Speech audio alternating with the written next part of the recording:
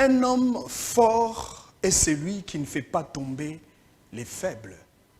Un homme fort est celui qui relève ceux qui sont tombés. Un homme fort soutient les faibles, le vulnérable, les opprimés, les délaissés, les sans-voix. Ce n'est pas parce que vous êtes un homme fort que vous devez mater sur le faible, que vous devez écraser les faibles. Non, attention. Si les faibles parviennent à se réunir, ils vont constituer un bloc et une force inébranlable, une force incontournable, une force imbattable. Parce qu'à une certaine mesure, les oppresseurs peuvent se transformer à des véritables opprimés. Bienvenue, mesdames et messieurs, à notre réceptacle des idées, un cadre de change, un cadre qui nous permet de se rencontrer et d'échanger, d'apprendre et de se former, d'agir et d'impacter positivement sur la qualité de vie de notre nation.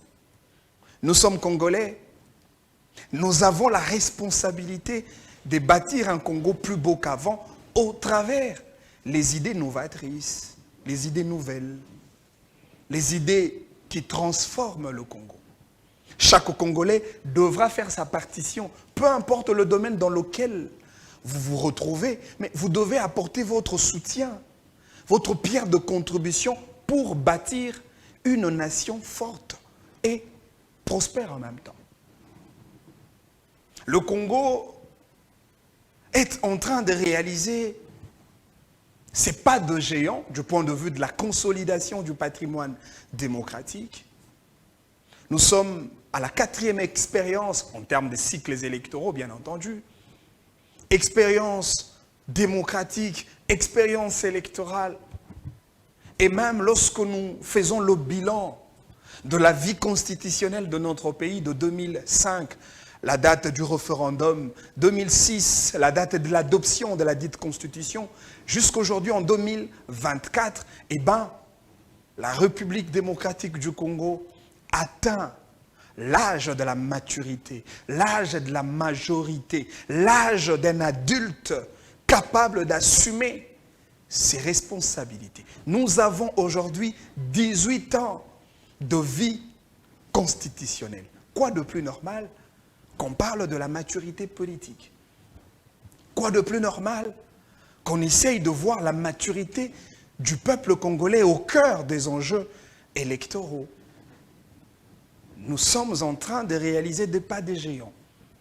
Le Congo, aujourd'hui, peut se prévaloir de son identité démocratique parce que, comparablement aux autres nations, notamment le cas de l'État voyou du Rwanda, le Congo est plus démocratique que le Rwanda. Le peuple congolais a plus de la maturité politique, sociale, culturelle, la maturité démocratique, plus que le peuple rwandais. Et même le Congo d'en face, qui depuis un temps, ça fait pratiquement plus d'une décennie, les Brazzavillois subissent les effets du monosystème diligenté par le président qui est en exercice depuis 1997. Et aujourd'hui, le Congo est fier d'avoir obtenu comme acquis des bases, un acquis que nous devons préserver à bon escient, un acquis que nous devons préserver parce que ça fait partie des héritages à léguer pour les générations futures.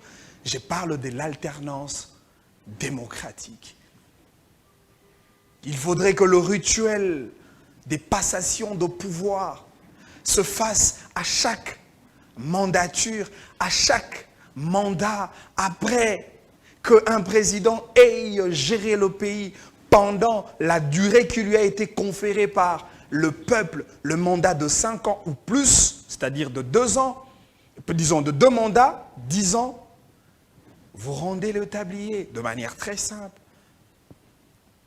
Vous rendez les tabliers à celui qui deviendra futur président ou prochain président de la République. C'est cela, l'ordre démocratique que nous avons voulu. C'est cela, les germes d'un État développé que nous avons posé.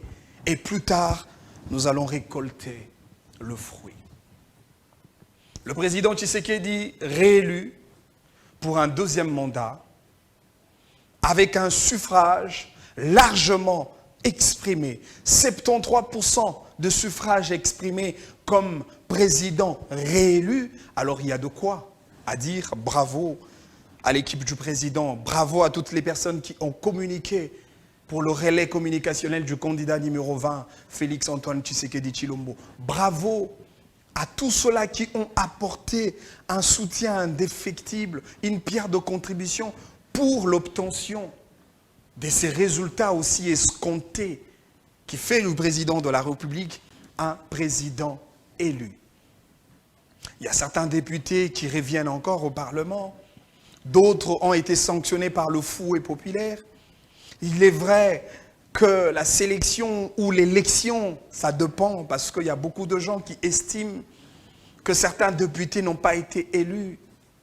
D'autres encore pensent que le député était élu.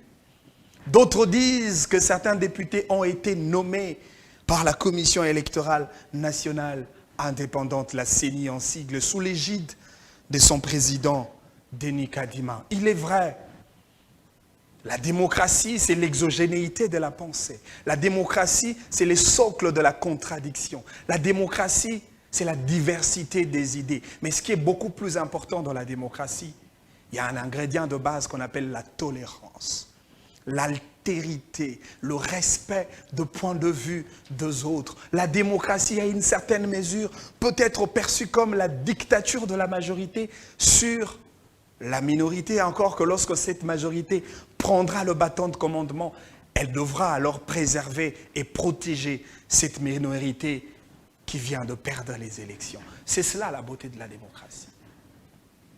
J'aime beaucoup la pensée d'un théoricien de la droite israélienne, Yoram Hazony, dans son célèbre ouvrage « Les vertus du nationalisme ». Il dit, cet auteur, que ce qui est bon, c'est ce qui est bon pour le peuple.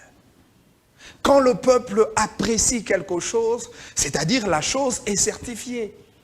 Quand le peuple valide, quand le peuple donne son approbation, quand le peuple vous donne son quitus, c'est-à-dire vous avez la légitimité.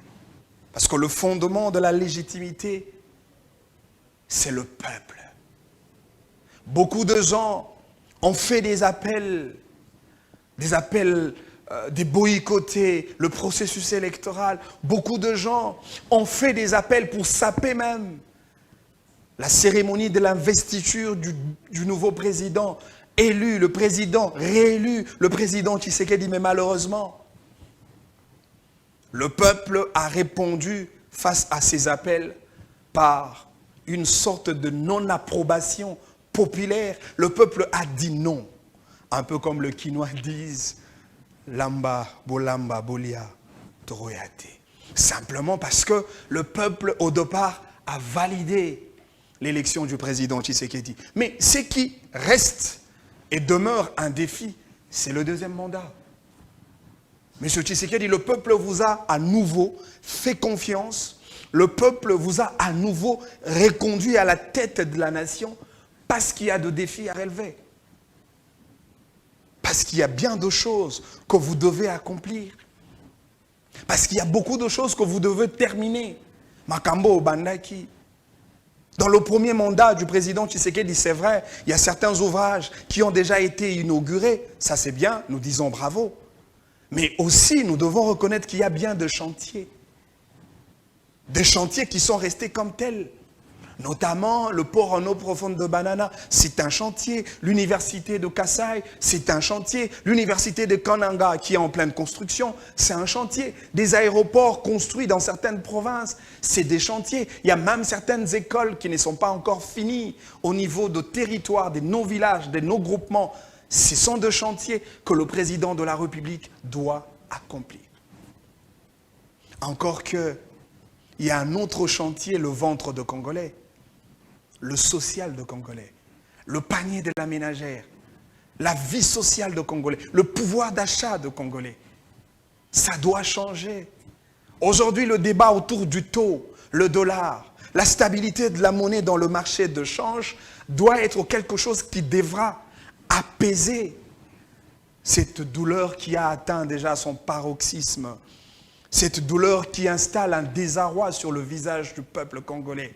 Ça doit partir parce que le Congolais a droit à un sourire, le Congolais a droit au bonheur, le Congolais a droit à la joie parce que nous avons un pays immensement riche. Et donc le président de la République devra finir les chantiers pendants, mais aussi le président de la République devra accomplir des grandes tâches pour qu'on parle effectivement du développement de la République démocratique du Congo. Donc, c'est juste une manière de vous dire que le deuxième mandat du président Tshisekedi n'est pas un mandat aussi facile que ça.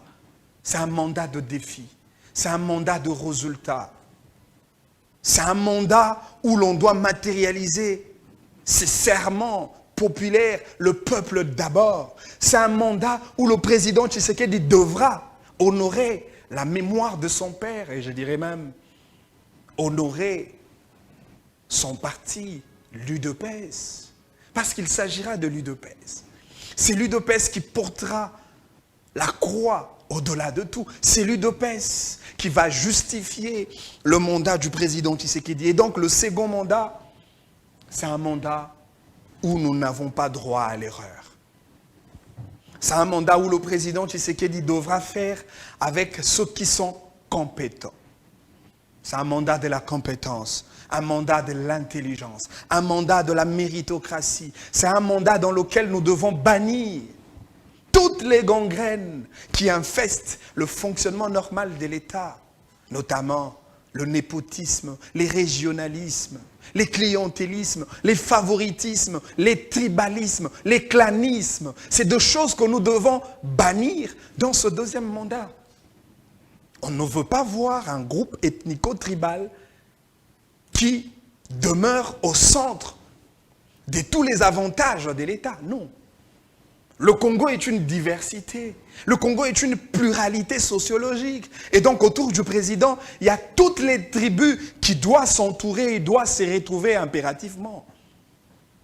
Voilà pourquoi le président de la République revient sur cette phrase magique, cette phrase qui donne encore de l'espoir, cette phrase qui installe la confiance. Lorsque le président nous a rassuré que le deuxième mandat, dans le deuxième mandat, je vais corriger beaucoup d'erreurs. Les erreurs du premier mandat seront corrigées dans le second mandat.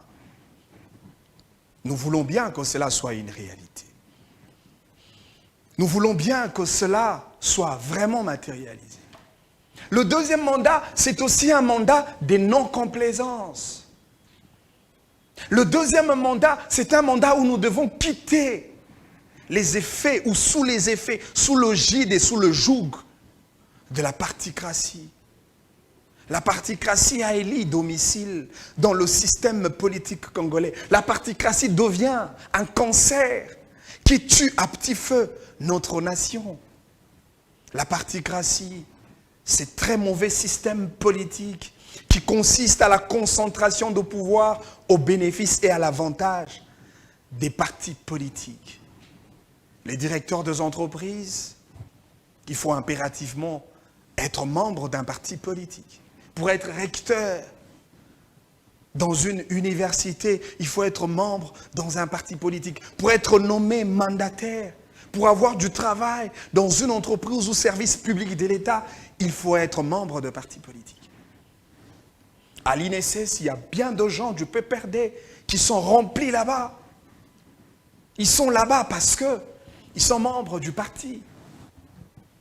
À l'FPI, les entreprises publiques de l'État sont inondées par des membres de partis politiques. Alors la question, est-ce que le reste des Congolais n'ont pas droit de postuler, de participer à un concours organisé par une entreprise de l'État et être embauchés à la fin? Nous n'avons pas droit. Ceux qui n'ont pas adhéré dans des partis politiques, ils n'ont pas droit de jouir aux avantages de notre nation. Ils n'ont pas droit de travailler. dans les institutions publiques de l'État. Nous devons changer les choses dans ce deuxième mandat. La particratie doit tomber. Nous devons revenir dans la démocratie comme le seul régime dans lequel nous serons régis en tant que peuple. La particratie a pris beaucoup de racines. Ça devient un système qui a plus de ramifications. La particratie s'est installée même dans le jeu électoral. Vous avez vu combien de candidats ont versé des larmes, de candidats députés nationaux ont pleuré à cause de ces systèmes de la particratie cristallisés dans la loi électorale de notre pays. Le suffrage exprimé, le voix qu'on donne aux candidats, en réalité, d'après les systèmes de la loi électorale, ce sont des voix des partis politiques. Parce que la loi électorale met beaucoup plus en avant les partis politiques que les candidats. C'est même ça le sens du seuil, le seuil électoral. Et lorsqu'on parle du seuil, déjà la loi électorale écarte certains candidats. Ce qui est curieux, dans les élections de 2023, nous avions assisté à deux types de seuils. Il y a eu ce qu'on appelle le seuil des recevabilités. Et de l'autre côté, il y a un autre seuil, le seuil d'éligibilité. Déjà au départ, les systèmes électoraux voulus par les législateurs électoraux, bien entendu, a écarté certains partis politiques au profit des autres partis, simplement parce que ces partis n'avaient pas atteint le seuil des recevabilités, c'est-à-dire vous n'avez pas aligné autant de candidats selon le quota voulu par la loi électorale. Déjà au départ, certains partis politiques étaient déclassés au profit des autres partis. Au besoin, même les partis qui ont été validés, c'est-à-dire qui ont atteint le seuil des recevabilités, beaucoup de partis ont aligné des candidats fictifs. Les cousins, les enfants, un ami du quartier. On a fait le remplissage des listes juste pour atteindre le seuil des recevabilités. C'est cela, les effets négatifs de la particratie. En ce qui concerne le seuil d'éligibilité, ici, on regarde le score d'un parti politique. Un parti qui atteint le seuil électoral, eh bien, on comptabilise le voix exprimé à charge de tout le candidat dans la liste de ces partis et on se rend compte que ces partis a atteint le seuil. Ce qui voudrait dire, c'est lui qui est en tête des listes, il peut avoir 5 000 voix, mais malheureusement, c'est lui qui a 10 000 voix dans un parti qui n'a pas atteint le seuil électoral, c'est lui qui a atteint les 5 000 voix, devient élu député national. D'où la controverse qui s'installe dans la tête de beaucoup de Congolais. On se demande comment quelqu'un qui a eu 2000 voix, 2500 voix, a été élu, alors que celui qui a eu 9000 voix, 10 000 voix, 15 000 voix, n'a pas été élu. C'est ça les effets de la particratie. Pire encore, même le droit des recours auprès du juge électoral pour tabler sur la question du contentieux, ce droit n'est pas réservé au bénéfice des candidats. Encore une fois, c'est un droit réservé à l'apanage exclusif des partis politiques. Nous en avons connu pour le cas de la FDC.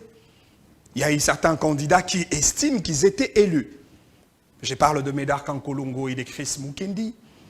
Les deux candidats dans la circonscription de Lukunga, ils ont eu leur PV, ils ont eu leur fiche de vote. Mais à la grande surprise, il y a un certain Bahati Basseme qui était proclamé par la CENI. D'où la frustration et même la désolation de ces candidats précités. Mais ces candidats n'ont pas le droit d'aller personnellement vers le juge électoral pour introduire le recours si au départ, les partis ne donnent pas mandat. Parce que c'est les partis qui donnent le mandat. C'est les partis qui introduisent les recours en contestation de résultats. Ce n'est pas le candidat. Encore une fois, c'est cela les effets négatifs de la particratie. Et aujourd'hui, voilà les conséquences. Un jeune aussi brillant, aussi engagé pour la cause de la nation, un jeune aussi intelligent, capable de servir son pays, un jeune rempli d'abnégation, des passions pour la République, Chris Mukendi vient de poser sa lettre de démission au sein du parti AFDC du professeur Modeste Bahati Lukwebo. Voilà les conséquences de la particratie. C'est deux choses. Nous devons vous expliquer ces choses parce que dans le deuxième mandat du président Tshisekedi, nous devons lever les grandes options pour la réforme des acteurs politiques, la réforme de mentalité des citoyens congolais, la réforme des institutions, la réforme de toute une nation, la transformation de toute une nation. Le deuxième mandat de Tshisekedi, ça sera un deuxième mandat dans lequel vous verrez des ambitions des acteurs politiques. Il y a des gens qui viendront au nom du président, au nom d'un soutien à la vision du président, mais derrière ces soutiens, il y a l'intérêt politique qui prime.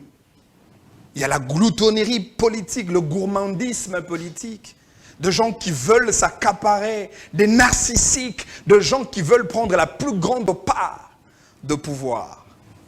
Et ils viendront au nom du président, au nom de la vision du président. Pourtant, nous savons que ce ne sont pas des enfants de cœur, ce ne sont pas de philanthropes, ce ne sont pas de bénévoles. Ils viennent en politique avec l'intention de la conquête du pouvoir. Et pour ça, vous verrez des regroupements, vous verrez des partis politiques nouvellement créés, vous verrez des plateformes, vous verrez des discours politiques, vous verrez des stratégies diverses pendant ce moment.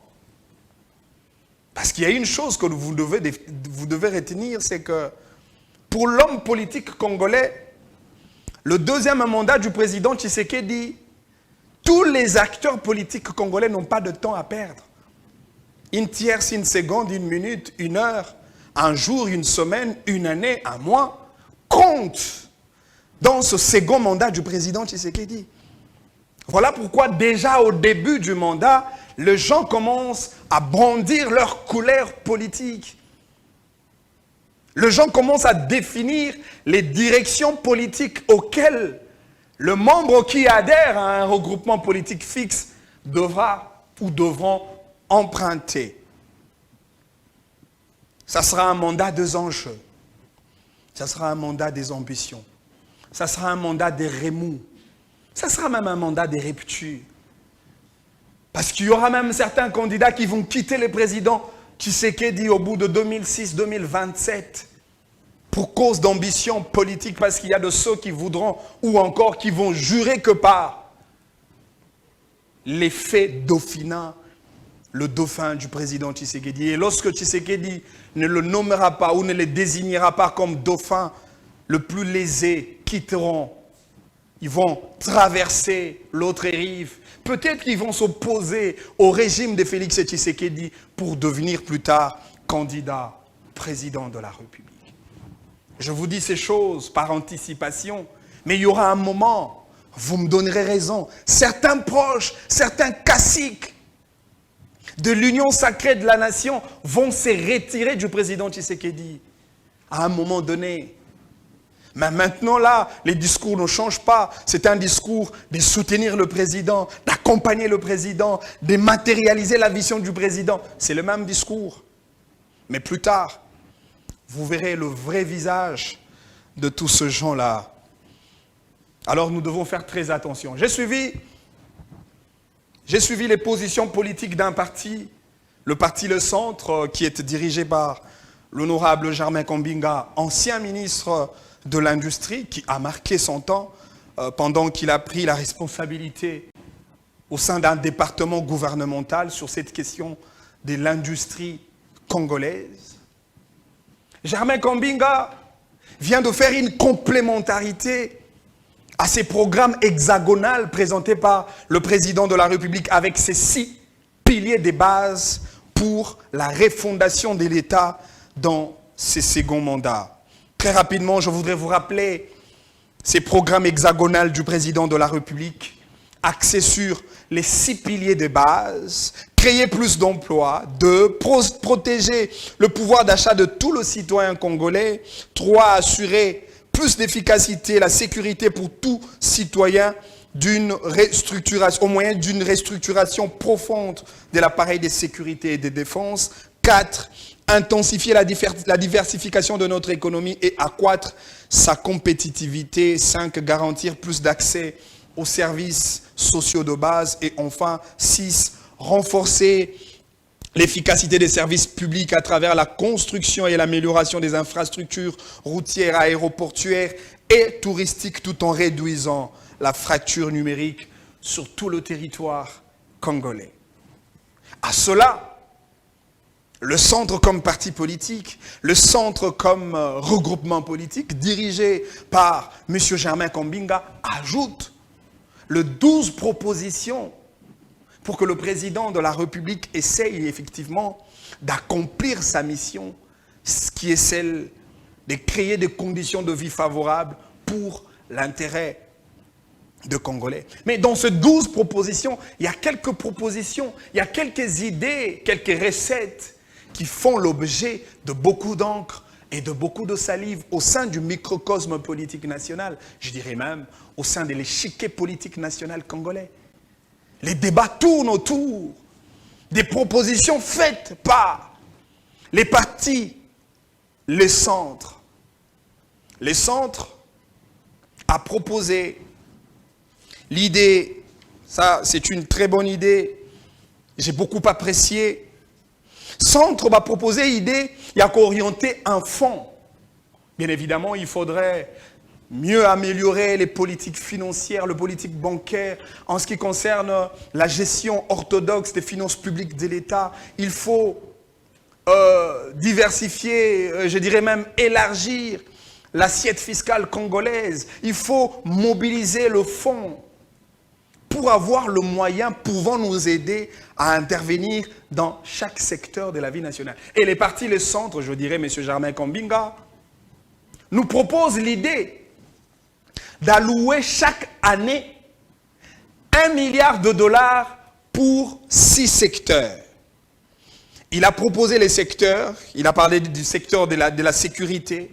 Chaque année, il faut réserver 1 milliard de dollars pour le secteur de la sécurité. Chaque année, il faut réserver 1 milliard de dollars pour le secteur de l'éducation et formation professionnelle. Chaque année, il faut réserver 1 milliard de dollars ou plus pour le secteur de la santé, l'énergie, infrastructure, logement et transport. Et enfin, chaque année, il faut réserver 1 milliard ou plus de dollars pour les secteurs de l'agriculture.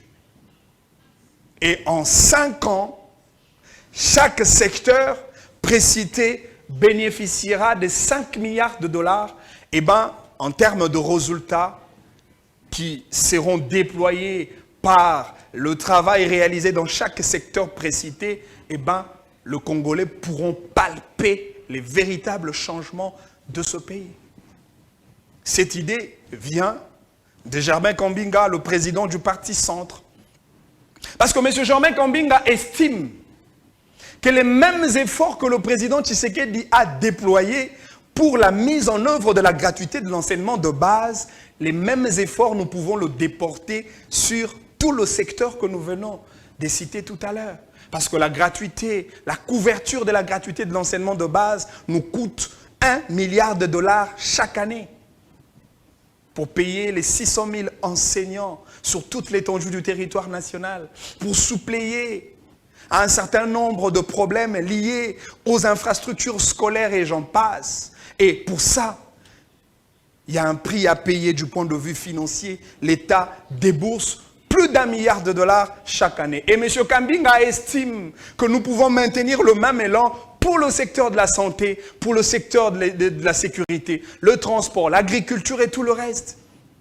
Et après, le Congolais pourront réaliser le véritable changement dont on parle.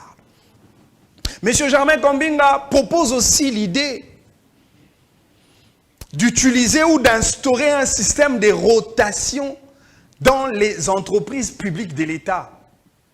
C'est-à-dire une nouvelle façon de travailler. Il faut que les agents publics de l'État travaillent sous le système de rotation. Travailler pour que l'État fonctionne 24 heures sur 24. Et là, ça va faire gagner le temps au président de la République. C'est-à-dire, au lieu d'un travail de 8 heures, dans le deuxième mandat du président Tshisekedi, les agents publics de l'État vont travailler pendant 16 heures. Ce qui donne comme résultat final, le mandat de 5 ans réservé pour le président Tshisekedi sera doublé à 10 ans. C'est-à-dire, M. Tshisekedi aura à travailler avec un effort qui sera évalué en termes de 10 ans. Pourquoi? Parce qu'il a doublé les systèmes de fonctionnement des agents publics de l'État, les systèmes de rotation. Cette proposition vient de M. Germain Kambinga. Il a également proposé l'idée de l'option de la 4e République, le changement de la Constitution. Encore une fois, ce débat-là est au cœur de l'arène politique congolaise, est au cœur de la préoccupation nationale. Est-ce qu'il faudrait maintenir l'ordre constitutionnel établi ou carrément changer la Constitution? Mais moi, je me pose une question. Dans chaque architecture constitutionnelle de toutes les nations, il est vrai, il y a certaines nations qui n'utilisent pas la Constitution écrite, il y a plutôt les coutumes constitutionnelles qui s'installent. Les cas de l'Angleterre, la Belgique à une certaine époque, etc. Mais chez nous, nous avons une constitution d'abord comme une loi fondamentale. Mais malheureusement, lorsque vous regardez dans notre constitution, il est bien prévu le mécanisme d'élaboration de la constitution. Parce que chaque constitution subit 3 étapes majeures. La première étape, c'est l'étape de la constitutionnalisation de la Constitution. L'étape de l'élaboration de la Constitution. Et les mécanismes de l'élaboration de la Constitution tels que prévus dans la Constitution de notre pays, c'est les référendums. Il faut consulter le peuple par un référendum. Le peuple va dire oui pour l'adoption d'une nouvelle Constitution.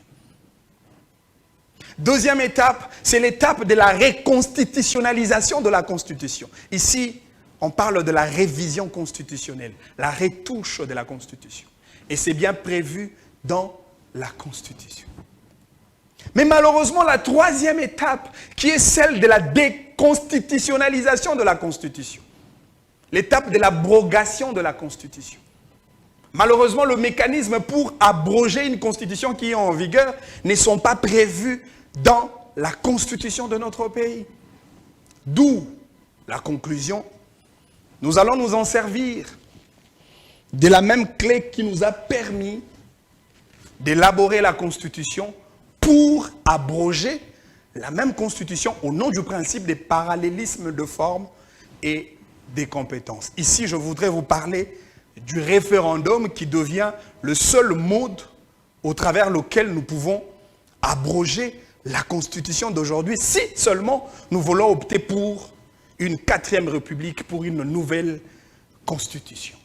Mais ici, il y a un impératif qui s'impose. Et c'est même ça la question, qui sera certainement répondue par les hommes et femmes de science, surtout pour la science constitutionnelle, parce que ce débat est un apanage de ceux qui ont appris la technologie de droit, ici je parle du droit constitutionnel, de répondre à cette question. Est-ce nous aurons un double référendum dans la mesure où il faudrait adopter, c'est-à-dire consulter le peuple par un référendum pour l'abrogation de la Constitution. Ça, c'est la première des choses. On organise un référendum pour abroger la Constitution qui existe aujourd'hui.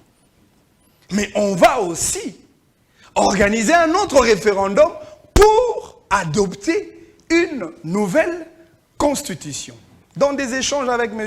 Yves Kisombe, qui est le vice-président du centre, il m'a laissé comprendre que la nouvelle constitution, qui sera bien évidemment adoptée par les référendums, déjà introduit automatiquement l'abrogation de l'ancienne. Et donc on n'aura pas besoin d'un double référendum parce que le seul référendum suffit déjà pour qu'on parle de l'abrogation de l'actuelle constitution.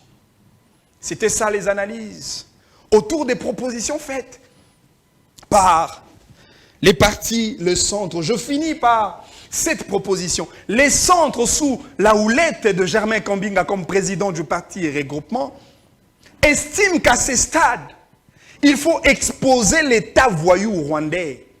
Il faut exposer la barbarie rwandaise. En faisant quoi? En formalisant une plainte auprès de la Cour internationale de justice pour endosser la responsabilité du Rwanda eu égard à l'agression contre la République démocratique du Congo, qui aujourd'hui a plus de 11 millions de morts, 11 millions de Congolais qui sont morts à cause de la barbarie rwandaise. Il est grand temps de saisir la justice. Ça fait partie des méthodes, ça fait partie des stratégies diplomatiques que le président Tshisekedi devra appliquer dans ses seconds mandats. Cette proposition vient de M.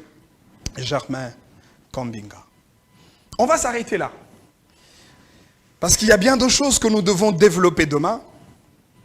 Demain, on va revenir sur la question de cette nouvelle plateforme qui vient d'être créée par M. Vital Kamerhe et à la tête. C'est la figure de proue de ce nouveau regroupement politique. Est-ce aujourd'hui, nous pouvons parler d'une fissure ou carrément de la disparition de l'union sacrée de la nation? Est-ce après, parce que j'ai même suivi les discours du secrétaire général de l'UDPS, M. Augustin Kabouya, qui a reconnu l'aptitude, la possibilité pour tout Congolais de pouvoir se réunir, peu importe le sujet, autour des questions de la nation. Mais après que le secrétaire général Augustin Kabouya ait dit ces choses, M. Kabouya venait de faire un balai d'entretien avec quelques membres du présidium de l'Union sacrée de la nation. Mais ce qui est curieux, M. Kabouya a consulté les gens qui ne font pas partie de ces nouveaux regroupements créés par Vital Kamerhe. Kabouya s'est échangé avec le président Bosso. Il a eu des entretiens serrés avec le président Jean-Pierre Bemba. Il a eu des entretiens avec le professeur Modeste Bahati, qui ne se retrouve pas dans cette nouvelle plateforme créée par Jean-Lucien Boussa, Vital Kamerhe, Julien Paluku et j'en passe. Est-ce une fracture? Est-ce une guerre de positionnement politique? Est-ce le début de bloc qui présage déjà les intentions de Dauphinat après le président Tshisekedi?